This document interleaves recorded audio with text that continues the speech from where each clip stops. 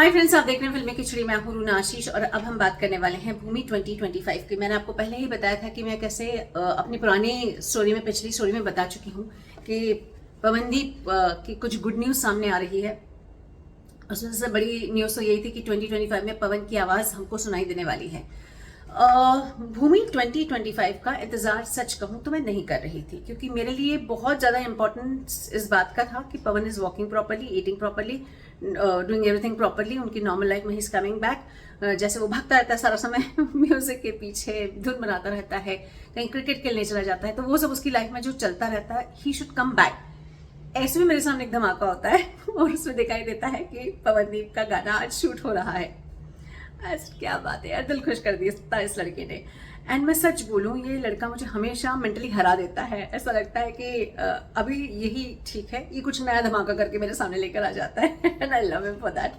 अब ऐसे में मैं ये कहूँ कि मुझे भूमि 2025 में पवन की आवाज़ है, इसका अंदाज़ा नहीं था, तो I will be lying by saying this. मुझे अंदाज़ा था।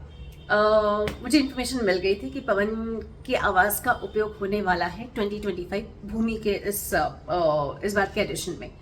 और इसके पहले तो बेड़ू पाको के साथ पवनदीप की आवाज़ आई ही थी। 2022 की बात है ये। एंड मज़ा आया था वो भी, बेड़ू पाको सुन के पवन की आवाज़ में बहुत अलग फ्लेवर लेकर आया था। अब भूमि 2025 का गाना कब रिकॉर्ड हुआ, तो जहाँ तक मुझे मालूम पड़ा है, ये जो पवन ने एक गाना गाया है सागर कटवाल जी, उनके लिए, आई थिंक उसी के थोड़े समय पहले ये वाला गाना ऑलरेडी वो सलीम जी के लिए रिकॉर्ड कर चुका था।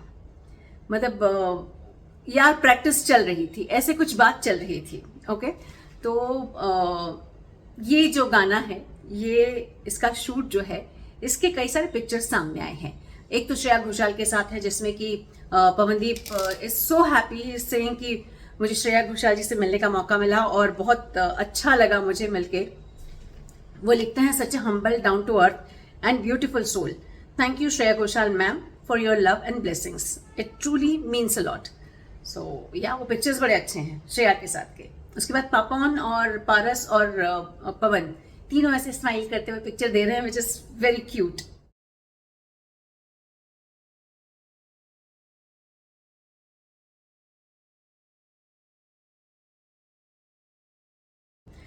ये है ही। इसके अलावा भी कुछ बातें हैं जो मुझे लगा मैं आपसे शेयर कर लूँ कि इसमें इस बार जो है पवन के साथ और कौन 2025 का हिस्सा बनने वाले हैं। जो मैं देखती हूँ दैट इज हरिहरन और पृथ्वी गंधर्व का गजल नुमा एक सॉन्ग आने वाला है।